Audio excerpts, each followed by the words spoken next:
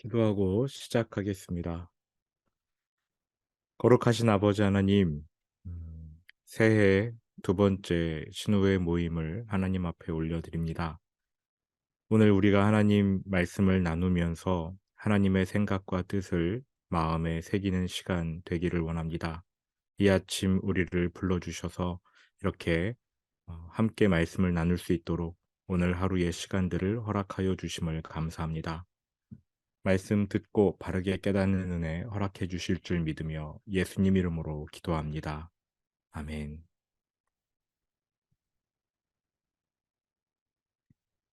오늘 본문은 마가복음 2장 1절부터 12절까지입니다. 나눠드렸던 유인물의 말씀이 기록되어 있습니다. 네, 제가 드리겠습니다.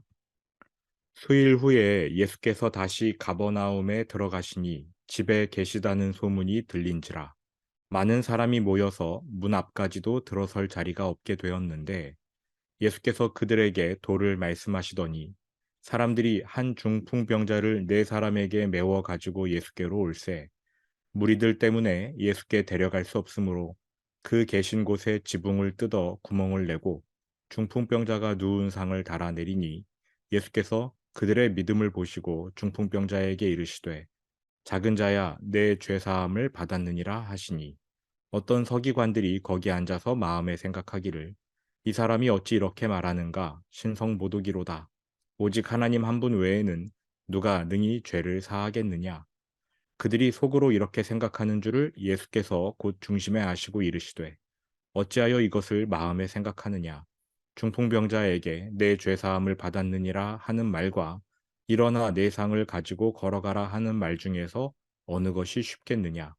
그러나 인자가 땅에서 죄를 사하는 권세가 있는 줄을 너희로 알게 하려 하노라 하시고 중풍병자에게 말씀하시되 내가 네게 이르노니 일어나 내 상을 가지고 집으로 가라 하시니 그가 일어나 곧 상을 가지고 모든 사람 앞에서 나가거늘 그들이 다 놀라 하나님께 영광을 돌리며 이르되 우리가 이런 일을 도무지 보지 못하였다 하더라. 아멘.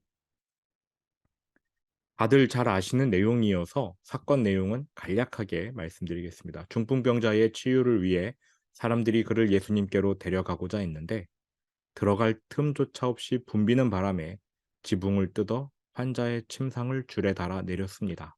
그랬더니 예수님께서 그들의 믿음을 보시고 중풍병자의 죄를 용서해 주시며 또 그의 병도 고쳐 주셨습니다. 이것이 사건 개요입니다.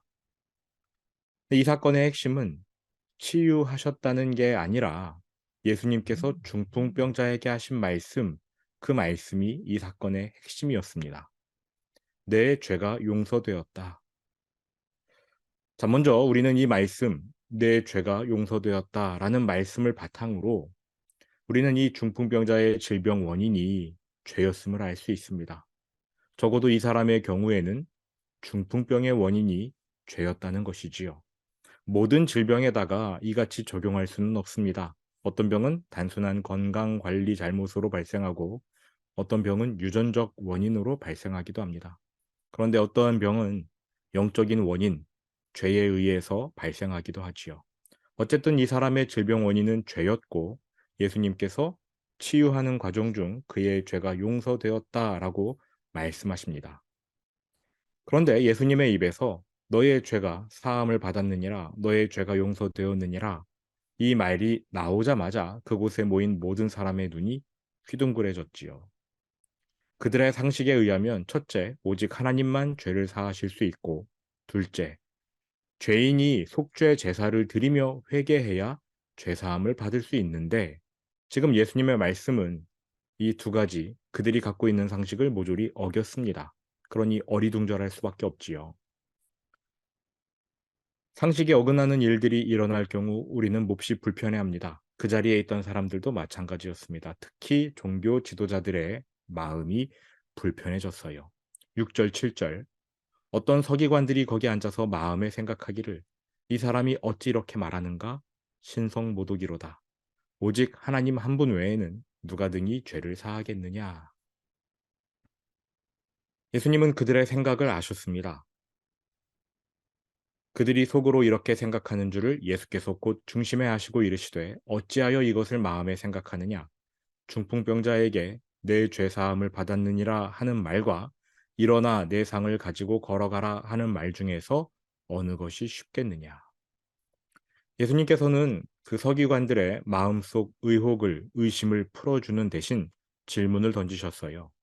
내 죄사함을 받았느니라 일어나 내 상을 가지고 걸어가라 이 두 가지 말 중에서 무엇이 더 쉽겠느냐. 여러분 어떤 말이 더 쉽습니까?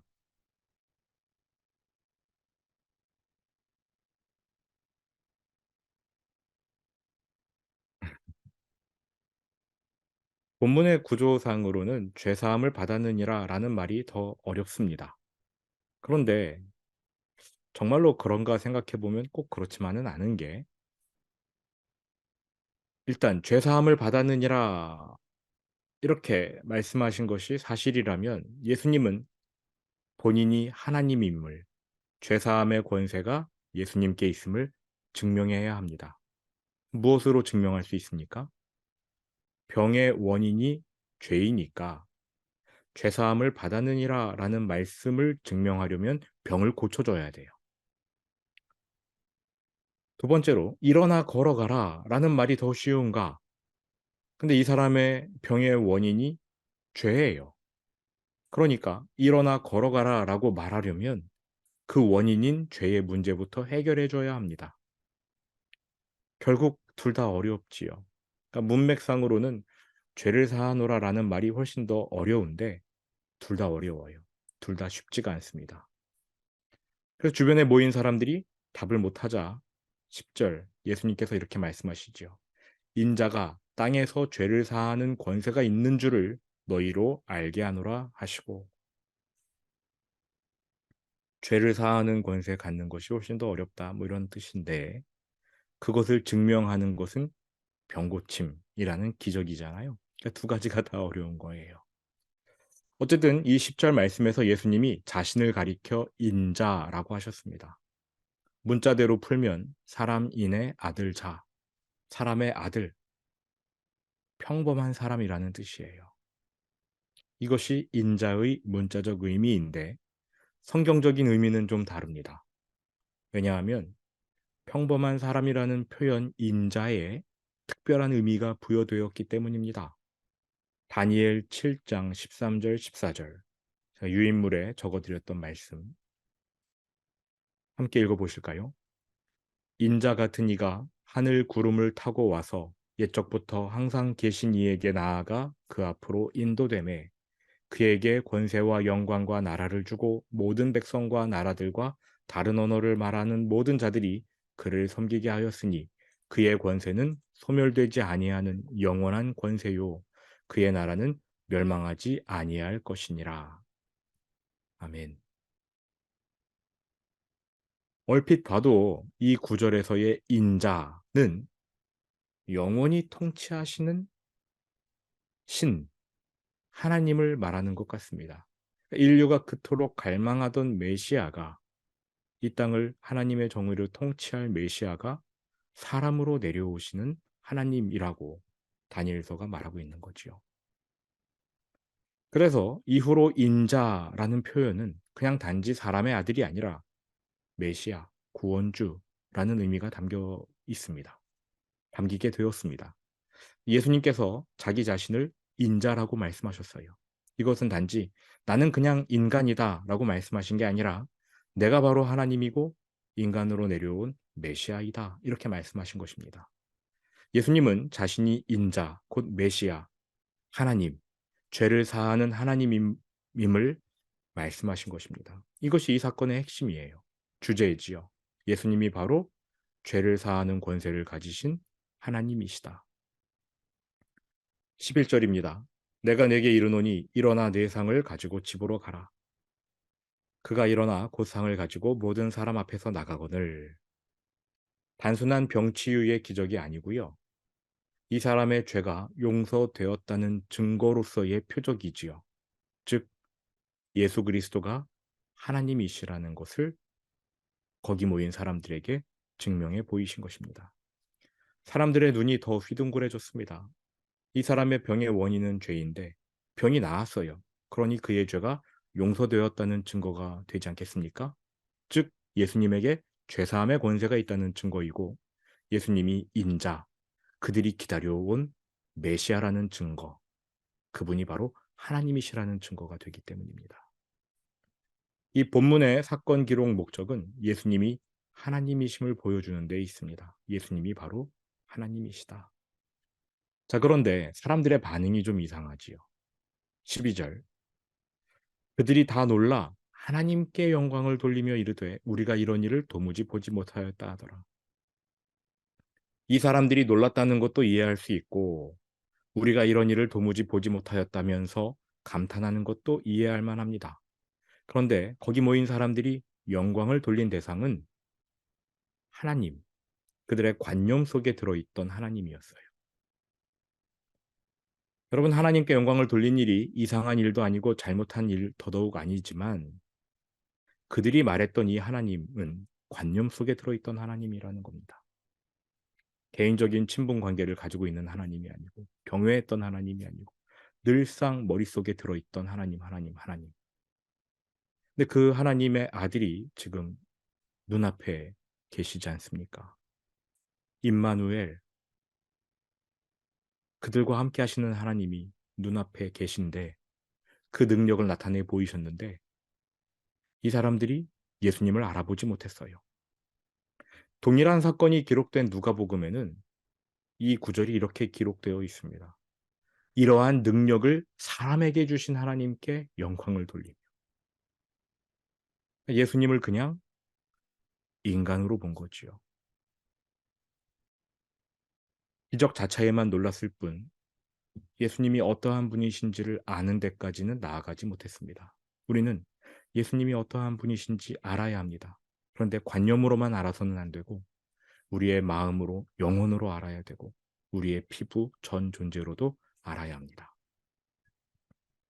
여러 번 반복해서 말씀드렸듯이 이 본문의 사건은 예수님이 메시아, 곧 하나님임을 보여주는 데 목적이 있어요. 이것이 핵심입니다. 그런데 이 사건 내용 기록을 보다 보니까 우리가 결코 놓쳐서는 안 될 몇 가지 세부적인 내용이 있더라고요.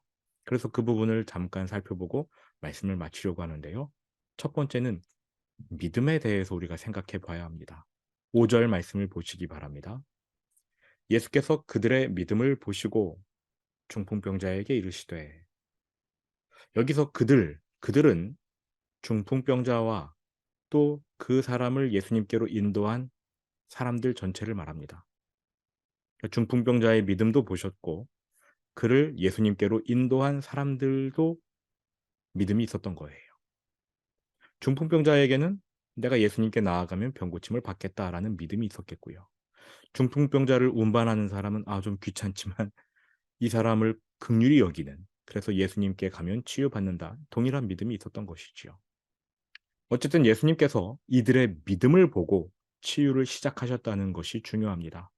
예수님이 믿음에 반응하셨어요. 예수님께서 병고침 사역을 하실 때 대부분은 이렇게 물어보십니다. 내가 너의 병을 고칠 것을 너가 믿느냐? 굳이 그거 안 물어보셔도 되는데 꼭 물어보시고 병치유 사역을 하시더라고요. 물론 치유받을 사람이 믿음을 갖기 힘든 경우, 베데스다 연못가에 38년이나 누워있던 사람일 경우에는 굳이 그 믿음을 확인하지 않으시고 그냥 고쳐주시기도 했지만 대부분의 경우는 내가 믿느냐 이 말씀을 하셨어요. 예수님이 믿음에 반응하신다는 거지요. 공생의 기간 중 예수님께 혼쭐이 난 사람들이 있습니다. 극악한 죄인도 회개하면 용서하고 예수님이 품으셨지만 딱 한 경우만큼은 불같이 화를 내셨는데 믿음 없음을 보실 때였습니다. 풍랑을 만나 배가 가라앉을 위기에 처하자 제자들이 예수님을 급히 깨우며 살려달라고 외칩니다. 죽게 생겼는데 당연히 예수님을 깨워야지요. 잠에서 깨신 예수님이 풍랑을 잠잠케 하신 후 그 다음에는 제자들에게 버럭 화를 내십니다. 왜 아직도 믿음이 없느냐? 여러 의사들을 찾아다녔으나 아들의 병이 낫질 않자 그의 아버지가 예수님을 찾아와 선생님, 뭐라도 하실 수 있거든 해주십시오. 해보십시오. 이렇게 말합니다. 이때 예수님이 뭐 할 수 있거든이 무슨 말이냐 라고 화를 내십니다. 믿는 자에게는 능히 하지 못할 일이 없느니라 화를 내시지요. 그리고 예수님께서 공생의 마지막 기간, 고난주간이라고 하죠. 고난주간 월요일, 무화과 나무에서 열매를 좀 얻으려고 했는데 열매가 없자 무화과 나무에 저주를 퍼부으셨습니다. 그 무화과 나무는 이스라엘 백성의 믿음을 상징해요. 예수님이 3년 동안 열심히 그들에게 기적 또 말씀을 가르쳐 주시면서 믿음을 세워주려고 했는데 이스라엘 백성들에게 믿음이 자라지 않았습니다. 그 열매 없는 무화과 나무가 이스라엘 백성의 믿음 없음을 대변하는 거지요. 그래서 예수님이 그 무화과 나무를 저주하셨어요. 처음으로 예수님의 입에서 저주가 나간 일, 믿음이 없을 때 그렇게 하셨다는 겁니다. 예수님은 믿음에 반응하십니다. 믿음이 있는 자들은 크게 칭찬을 받았어요. 우리 길가의 신호의 모든 분들이 2023년 믿음으로 칭찬받는 그러한 한 해가 되셨으면 좋겠습니다. 두 번째로 생각할 것은 공동체입니다. 3절 말씀. 사람들이 한 중풍병자를 네 사람에게 메워 가지고 예수께로 올세. 여기 이 구절에서 중풍병자를 우리는 운반한 4명에게만 초점을 맞춥니다. 근데 그 앞부분에 보면은요. 사람들이 한 중풍병자를 4사람에게 메워 가지고 사람들이라는 표현이 나와요. 이 4사람에게 중풍병자를 건넨 사람들이 있었다는 겁니다. 이해가 되십니까? 이 사람들 우리는 주목하지 않지만 성경은 주목하고 있어요. 사람들이 한 중풍병자를 4명에게 메워 가지고 여기서 우리는 공동체의 모습을 보게 됩니다. 실제로 몸을 움직여서 섬긴 사람들이 복되지요.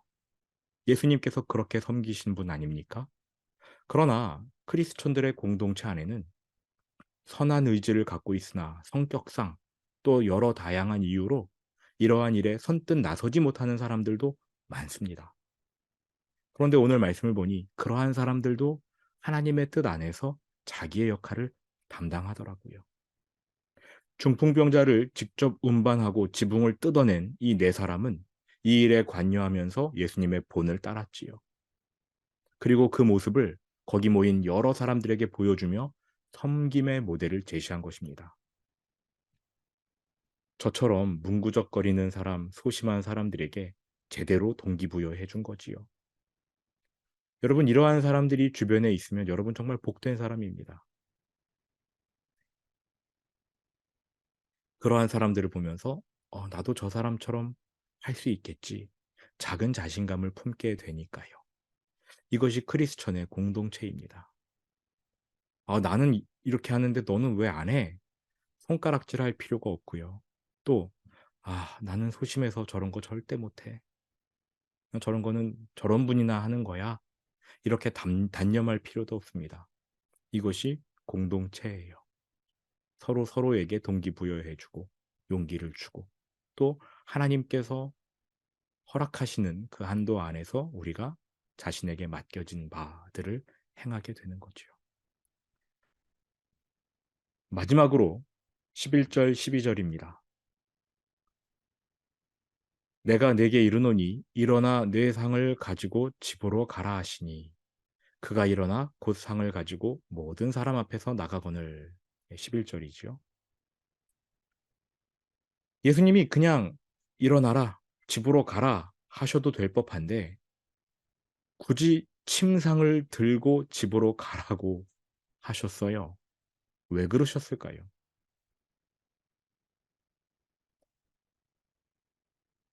침상을 들고 가라.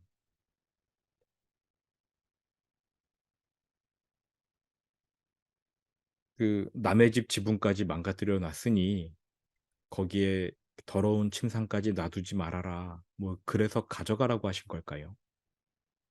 이 사람은 오랫동안 근육을 못 썼던 중풍병자입니다. 움직이지를 못했던 거지요. 대소변도 아마 이 침상에 다 받아내고 했을 것입니다. 한마디로 말하면 쓰레기인데 이거 분리수거하라고 가져가라 이렇게 말씀하신 걸까요?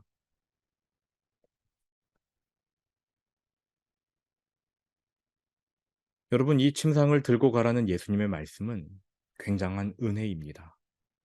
이 침상은 이 사람에게 의지할 처소이기도 했지만 결코 떠날 수 없는 저주, 운명과도 같았지요.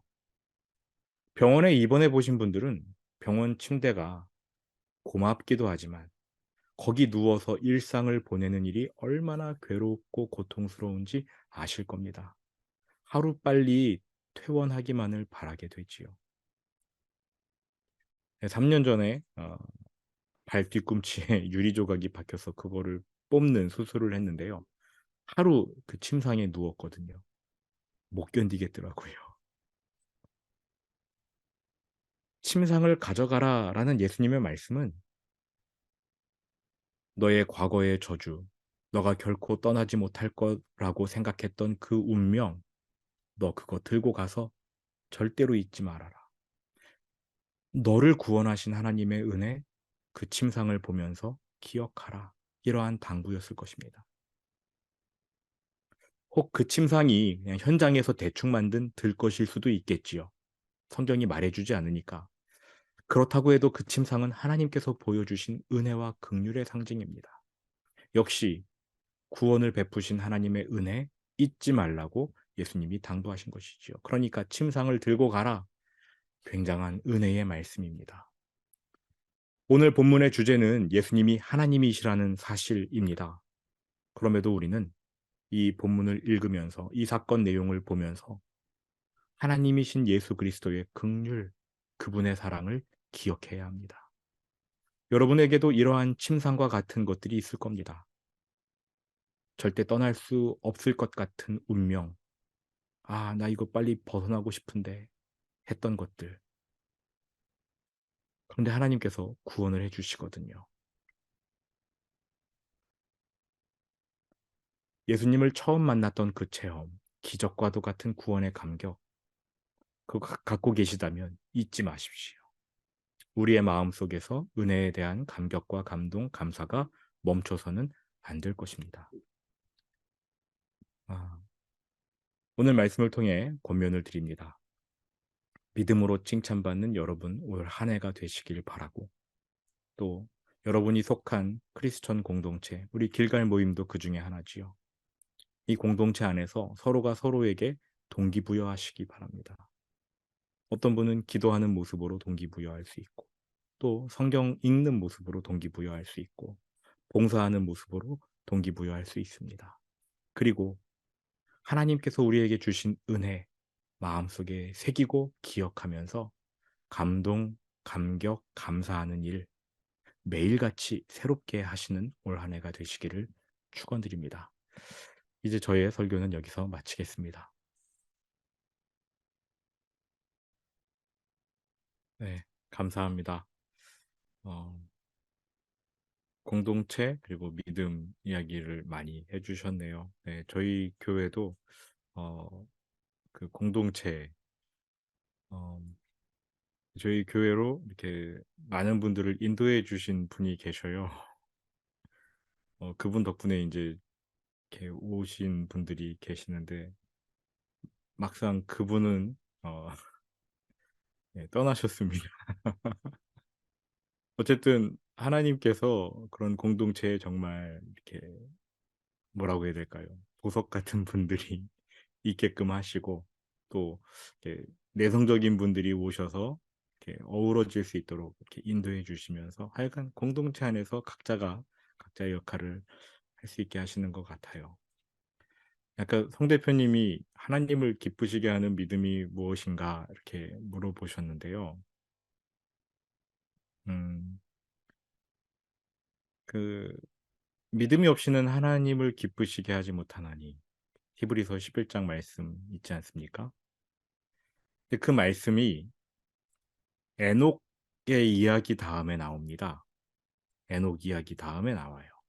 그러니까 이제 히브리서 11장에는 여러 믿음의 영웅들이라고 할 수 있는 사람의 이야기가 쭉 나오고, 그리고 맨 마지막에 이제 이와 같이 너희도 믿음을 가져라, 이제 이런 코멘트를 다는데, 에녹 이야기가 나오다가 갑자기 이 말씀이 달려 있는 거죠. 히브리서 11장 6절이죠.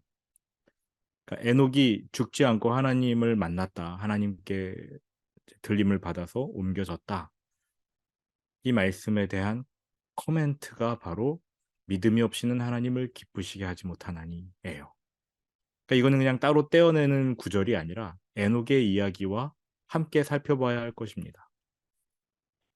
믿음이 없이는 하나님을 기쁘시게 하지 못하나니. 그러면서 하나님을 기쁘시게 하는 믿음이 두 가지로 요약되어 나옵니다. 첫 번째는 어떤 믿음인가요? 하나님께 나아가는 자는 그가 계신 것을 믿어야 됩니다. 하나님이 살아계시다는 것을 믿어야 하는 믿음, 그 믿음이 하나님을 기쁘시게 하는 믿음이에요. 저는 이것이 이제 쉽게 말하면 예수님을 믿기 시작할 때의 믿음이라고 생각합니다. 아, 하나님이 계시는구나. 하나님이 나를 또 개인적으로 관계를 맺기를 원하시는구나. 우리가 예수 그리스도를 주로 고백하는 믿음이 필요하구나. 이러면서 믿음의 걸음을 걷기 시작하는 거겠지요. 그리고 두 번째, 그가 자기를 찾는 자들에게 상 주시는 이심을 믿어야 할지니라. 이게 두 번째 믿음입니다. 하나님께 나아가면 하나님이 상 주신다는 것을 믿는 믿음. 이것은 이제 믿음의 여정을 이어가는 크리스천들의 믿음이라고 생각합니다. 중요한 게 뭐냐면요, 이 상이 뭐냐는 거지요. 여러분, 하나님께 나아가면 무슨 상을 받습니까? 에녹이 어떤 상을 받았어요? 창세기 기록을 보면 에녹은 65세에 누구를 낳고 300년을 하나님과 동행하였더라, 이렇게 되어 있습니다. 근데 지금 히브리서 11장 말씀에서는 에녹이 받은 상이 있어요.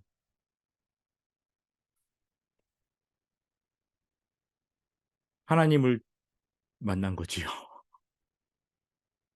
산채로 하나님께 들려가서 하나님이 너무 좋아서 그냥 데려가 버리셨어요. 하나님을 찾으면, 하나님을 만나려고 찾으면 하나님을 만나야지요. 그게 상이에요. 하나님을 찾았는데 복권 당첨이라는 상을 받았다, 이건 상 아닌 거예요. 숨바꼭질을 할 때는 술래가 숨은 애들을 찾아야지, 괜히 숨바꼭질 놀이를 하지 않는 애를 찾으면 안 되는 거잖아요. 게임이 성립이 안 되는 거잖아요. 그러니까 이 말씀이 그대로 나와 있습니다. 하나님께 나아가는 자는 하나님을 만나야지요. 그게 상인 거예요. 즉, 하나님이 기뻐하시는 믿음이 무엇이냐? 우리가 하나님께 나아가면 하나님을 만날 수 있다. 이것보다 더 큰 상이 어디 있어요? 더 큰 믿음이 어디 있어요? 우리가 기도하고 하나님을 부르면 하나님이 내려오신다는 것을 믿는 믿음이 하나님을 기쁘게 하는 믿음이에요. 이거는 매일 우리가 가져야 될 믿음이잖아요. 지금 그 자리에 하나님이 계시다는 거, 임재해 계시다는 거 믿으십니까? 그러면 여러분은 하나님을 기쁘시게 하는 믿음을 이 시간만큼은 발휘하신 겁니다.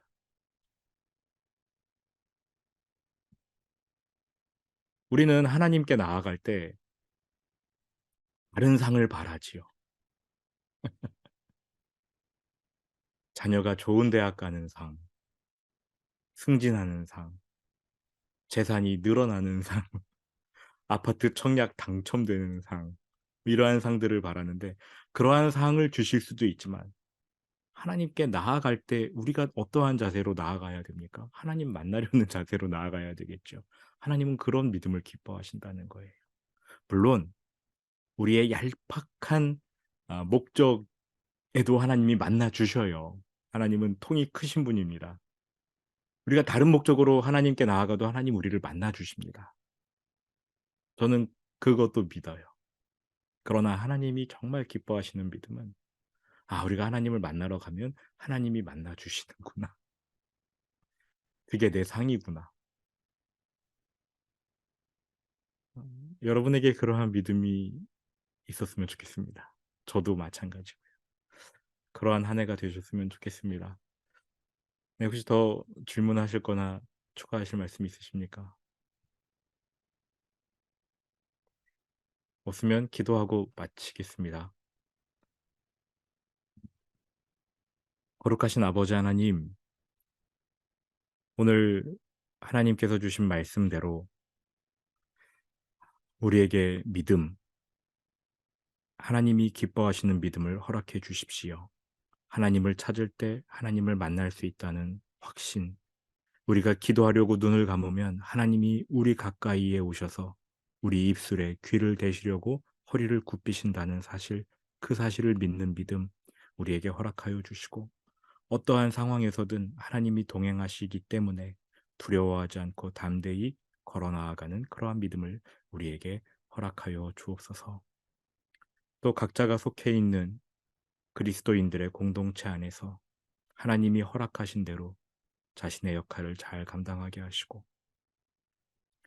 하나님께서 우리에게 베푸신 은혜들이 있는데 그 은혜들 받은 복 잊지 않도록 하나님 우리의 마음에 새겨 주십시오. 하나님께서 이렇게 행하셨다라는 사실을 우리가 기억하면서 하나님 믿고 담대히 걸어 나아가게끔 하나님 받은 복 잊지 않게 도와주십시오. 감사드립니다. 올 한 해 길갈 신호회를 통해서 또 인진 기업에 내려주실 하나님의 은혜가 참으로 크고 놀라울 것을 기대하고 믿습니다. 이 귀한 당신의 백성들이 하나님 앞에 회사를 놓고 기도할 때마다 회사의 일들 가운데 하나님이 임재하시고 만나 주실 것을 믿습니다. 감사드립니다. 예수님의 이름으로 기도합니다. 아멘. 네, 감사합니다.